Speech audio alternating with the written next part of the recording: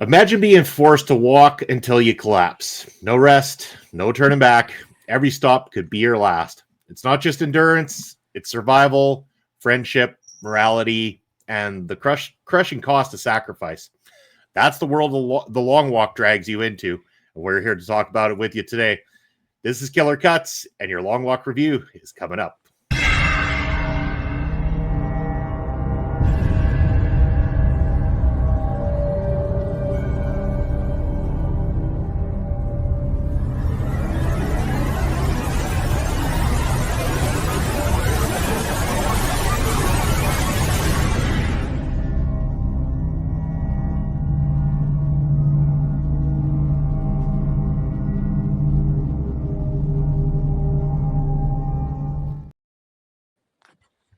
As it shows right there, this is Walk or Die. That is the nature of the long walk. And this is Killer Cuts. I'm Bobby Munson, and sat beside me, as always, it's Astrid Pizarro. How are you doing today? Pretty good. How are you? I'm doing absolutely fantastic. Happy to be back with another chapter here of Killer Cuts, another movie review. And this one I'm really excited about because, as you've probably figured out, Stephen King novelizations, one of my favorite authors of all time. I've read just about every book that the man has ever written.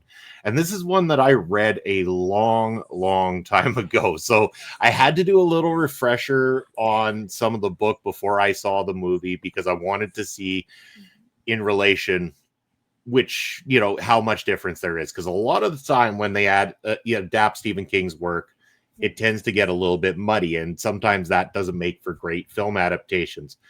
But we're here to talk about this one. I will talk about some of those differences and talk about how incredibly well they did adapting a movie about walking for a long period of time.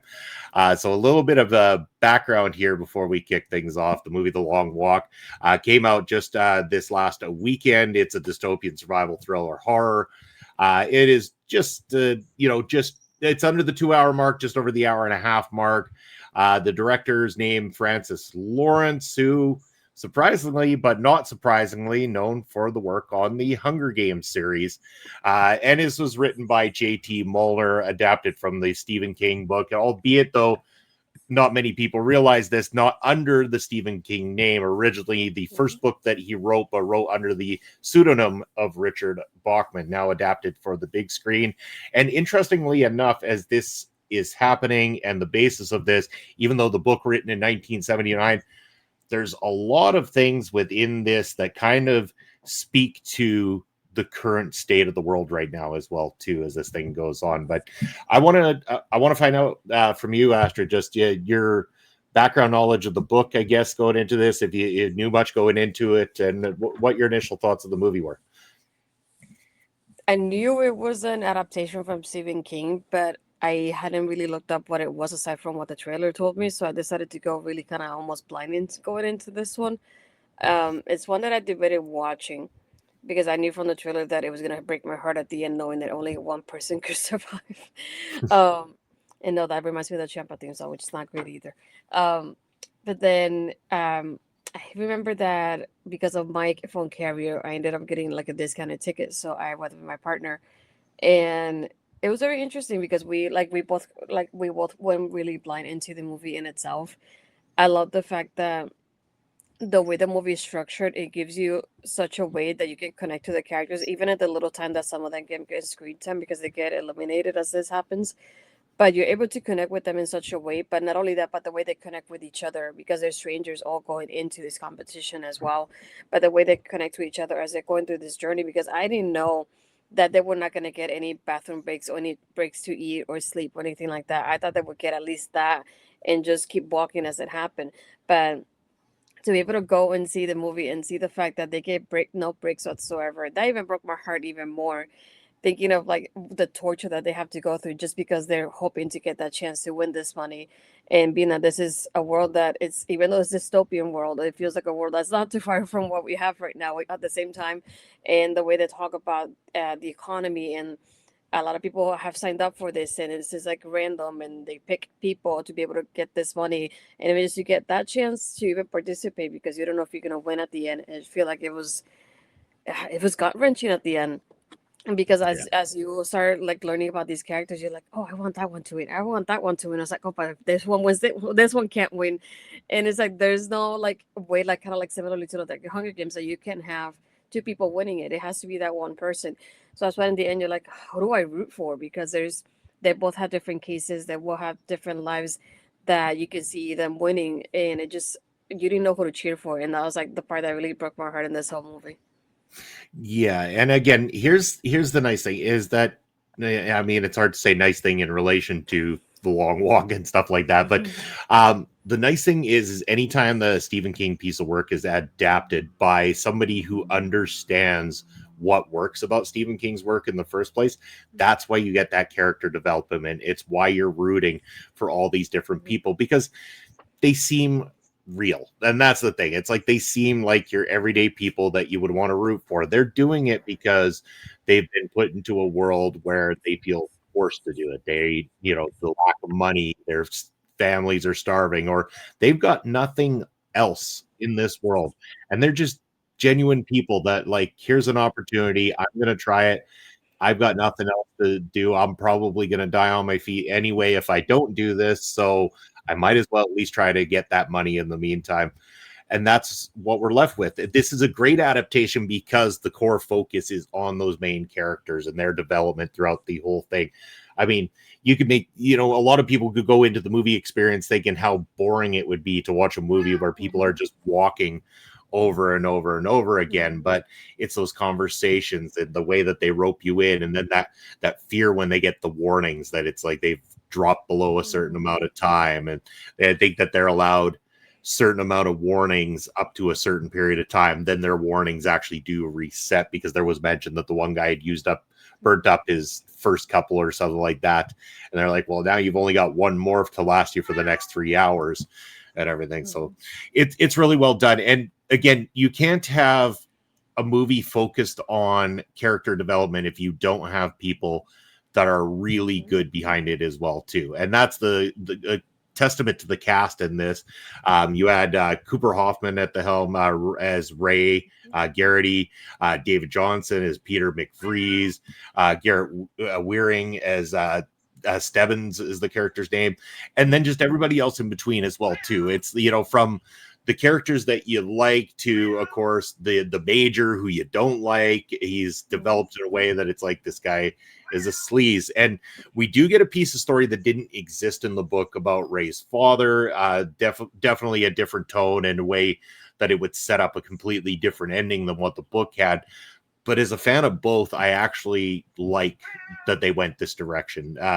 It did give more reason for Ray to do the walk as a revenge plot more than anything, because the major had shot his father. But I didn't dislike that. Sometimes the revenge plot thing can get a little bit muddy, get a little bit lost, but I like the way it went. I like the way that it brought itself to a close, even though, I mean, it's a dark close. It's a sad close. And I don't think a lot of people went into this with the intent like, ooh, I could get teary-eyed from a movie about, people being shot if they don't walk fast enough kind of thing. But man, the tears rolled heavily for a lot of people in this film. My wife included, who by the end of it was in absolute tears looking at me going, this is supposed to be a horror movie. Why am I crying so much right now? So a testament to the cast. I think they did a brilliant job throughout this film. Yeah, and another thing that I really enjoyed about it was like not only the connection that they had, that they gave us as characters, but the way I think about this, like there's compared to the book, there's 50 guys that have signed up for this walk. So if you think about it going into this, you're in competition with each other. So you shouldn't be helping each other, because you really want to win. You don't want that other person to win. But I like the brotherhood that we get throughout this, like the way they get to know each other as the walk happens. And whenever one of them is like falling down, the other one picks them back up. It's like, no, don't fall behind. Oh, they give you one warning. I'll lift you back up to help you out. And it's like that incredible thing that it's not something I expected to see from the movie. You can expect it to be like almost like at ease with each other. It's like, oh no, it's like if you're doing this, then I'm gonna try to like like I don't want to call it like that, but like trying to make them like weaker, and like use kind of like their weaknesses and things like that. But I feel like when they talk to each other, they really uplift each other more than anything, and it's incredible to think about. Like you're competing with each other, but you're helping each other at the same time. And I feel like that's another reason why we connect so much with the characters in this movie. And thinking about the fact they all tell you little bits and pieces of their stories, and throughout them you're like, "Ah," the way they connect and like, oh yeah, this happened to me, but then this happened to me, even though they didn't have the same experiences, the way they share it with each other, and now and just meeting each other at that competition, it's just incredible the way they built everything off of here. Very much so, yeah. And I mean, this movie didn't shy away from brutality, even though it's like when people told me about how Hmm.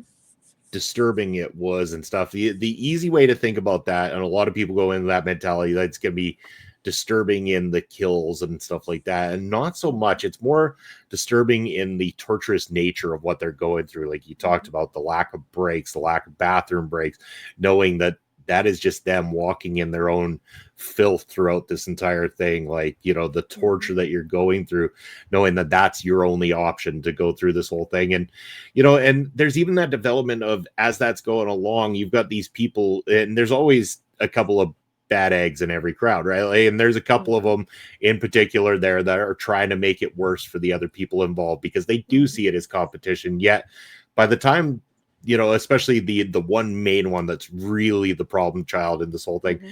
when he gets to the point where he is about to fail and cannot no longer carry on, there's Hmm. still that human sympathetic factor where the other guys are like, no man, like come back, get back up, guys. Like they don't Hmm. wish death upon the worst human Right. being in the walk, and that makes for a very unique watching experience throughout this thing. And it makes you feel more too, because normally you'd get to a scene where it's like, okay, finally that jerk's getting his comeuppance and we're happy to see Hmm. him go. And yet when that scene came about, I was a little bit more like, he was a jerk, but man, these guys are really making me feel bad for him because they're showing Yeah. a level of sympathy that would be so unexpected amongst most people in the same situation. Hmm.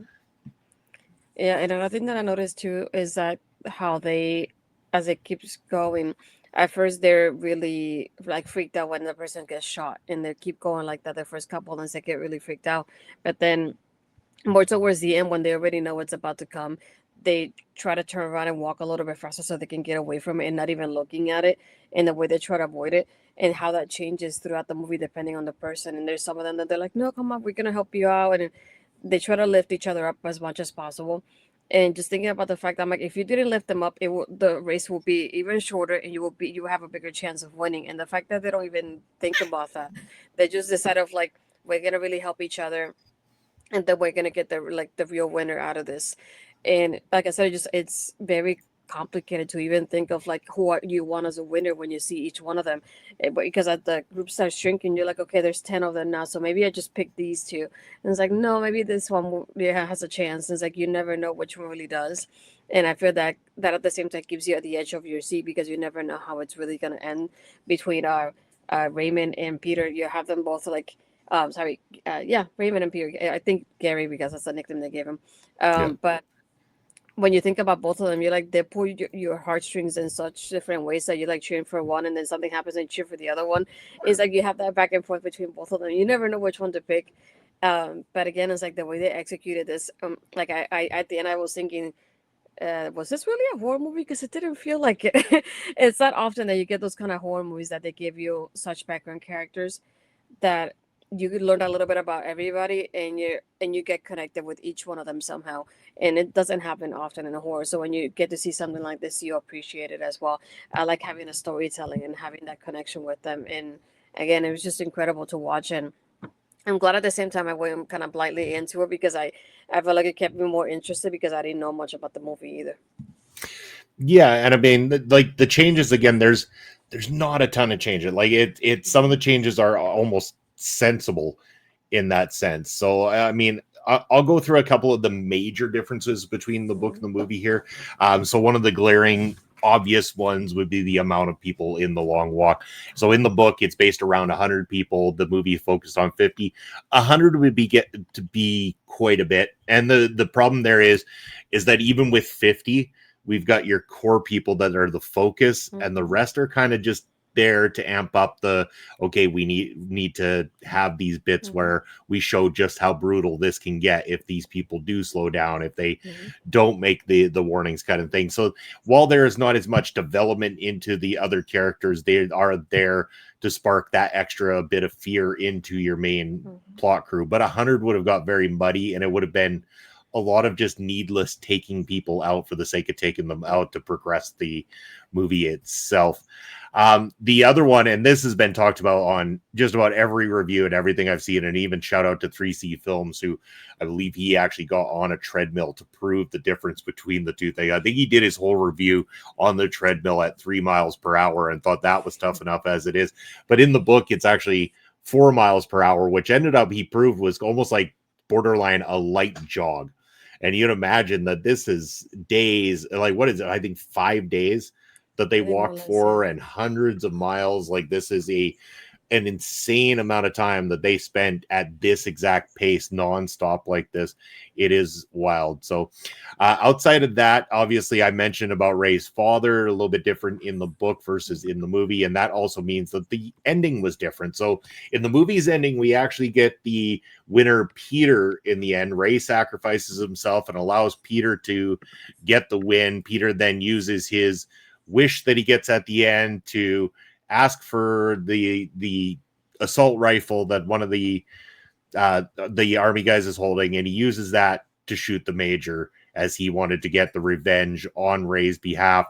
And then that, I mean, even though you don't necessarily see much more than that, it's dark, it's bleak, it's not getting any better from there kind of thing. And that's how we're left off. In the book, Rey ends up winning, and then he kind of ends up going towards this mysterious person or dark figure that he walks towards, presumably possibly a hallucination, considering that the exhaustion that his body's gone through and the things he's seen, the things he's been through, took hold. So that's some of the major, I guess, differences between the book and the movie. And I don't think that they were so drastically different that it takes anything away. And as a big reader of Stephen King, there's a lot of adaptations that work very well. There's a lot that don't work well at all. Like, there is just as much bad as there is good. In fact, there's probably more bad than good. And that is down to people understanding that Stephen King writes a lot of very different stuff, and some of it very outrageous for that sake. But the bulk of his work is not the focus of the monsters or the creatures or the telekinetic powers or anything like that come about from that side of it. It's about the core values of the human aspect of his writing and everything. That's why people are drawn to it, why we get so involved, and why we care so much when these characters don't make it to their happy endings and things of that nature. And that's what they did really well with The Long Walk. They understood that core value of King's work, and that's why this adaptation works in every sense of the way. Now, going from there, as always, I want to get to the kind of what the critics thought of it as well too. But anything else you want to add before we give our thoughts and get to the critics portion of it? I would say go into it, and this is I should have followed my number one rule when it comes to most movies and shows. Don't get attached to anybody, just in case. Good rule to stick with. So anyway, we'll get to what we thought of it, but to let you know, when it came down to the critic side of it, Rotten Tomatoes, the critic score actually sits at an 89% positive review for this one, while the audience score sits at an 85%. Metacritic, it's 71 out of 100, so very favorable reviews for The Long Walk, and a lot of critics kind of on the same page that I would be. I walked out of this thing very, very happy with how they pulled it off, with the acting, with everything about it. This is an A+ film, but it's also one of those ones that I look at it going, if I do ever watch it again, it won't be very soon. And that's not because it's not a good movie. It's because it is such a hard watch that by the end of it, you're like, I really need to go find something positive to do right now, because I feel like I'm in a very dark place after that experience. Oh yeah, definitely agree. I would say that watch a rom-com right after this to balance it. Yeah. Go watch Hard Eyes after this. You'll be just fine. All good. But yes, I mean, again, this to me, I I will have to watch it again sometime to really get my true feelings about it, but I'm very positive on it. I'm very positive that this is one of the better adaptations of Stephen King's work that has been done, especially better in recent memory. Anyway, I think the last time I was this excited about the way somebody handled King's work in terms of an adaptation would be when they did Gerald's Game. Was the last time that I thought one was done really, really well like this to this point. So this one gets a huge pass for me. A+. Go check it out. Support it in theaters. Support it on streaming when it gets there, whichever your choice is. But this one was one I didn't see it coming. I didn't think when I saw the trailer for it, I'm like, I've been burned so many times, I don't know. And then the more I kept hearing people who got the early showings of it coming out of it being very positive, I'm like, I think they nailed this. And then I know you had reached out to me and you had seen it before I did. And again, the same thing. And I'm like, okay, I think they've got this one right. So it's definitely a must see. So your final thoughts and on this one. No, overall, like even like myself not knowing, and I knew it was an adaptation, but I hadn't read the book. I hadn't have much background into it. I would say if you can't go into it blindly, even better, because I feel like you're gonna enjoy it even more when you don't know what's coming up next, and it'll give you the edge of your seat in that sense of it. And don't go alone either, because it's heart wrenching to watch it by yourself. So if you can watch it with somebody, please do. Exactly. No, I think that's a great, fantastic review. So yes, The Long Walk is Killer Cuts approved as of today. So that is the review. Astrid, why don't you tell the wonderful people what else you got going on, where they can reach out to you? You can find me on Twitter and Blue Sky as Astrid Pizarro. My Instagram and Threads is Astrid Pizarro20. If you're here, you're most likely on my YouTube channel. So please hit the subscribe button and hit the bell to be notified when I upload or go live. And hit the like button as well. And we would appreciate it. Not only on my channel, but on OLE's channel, because it helps us out. And if you have the hype option for us, please use it on us as well. Small creators, we want to be able to get hyped up and get a word out there about our channel too.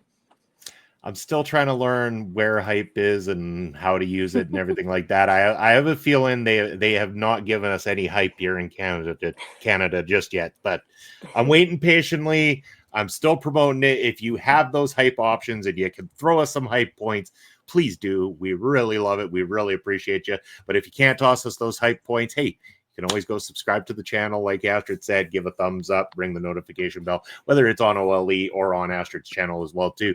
We want to show the love across the board. As for myself, though, Bobby Munson on the X, I'm Real Bobby Munson, Instagram and Threads. You can find me at Video Bros SK over on the Twitch, Video Bro _ Bobby Munson, and Blue Sky Bobby Munson.bsky.social. As for coming up, as of this, we would have just had Ring Respect Radio yesterday, the trivia night. So feel free to check that out on replay. We'll be back again in a week's time. You can catch myself, Bob Smokes, this Saturday for another match at Prairie Pro Wrestling's YouTube channel. And of course, this Sunday, continuing on with our NFL coverage, predictions, all that kind of fun and jazz. You can join us for Point of View, 11 a.m. Eastern Time.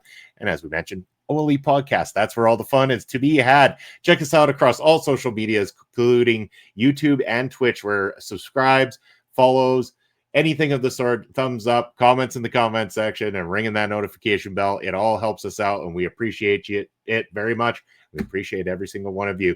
That is it this time for Killer Cuts. Join us in 2 weeks, I believe. 2 weeks, I'm thinking, and where we're going to be bringing you our Until Dawn review. So stay tuned for that, and thank you for watching Killer Cuts. Stay tuned, and see you soon.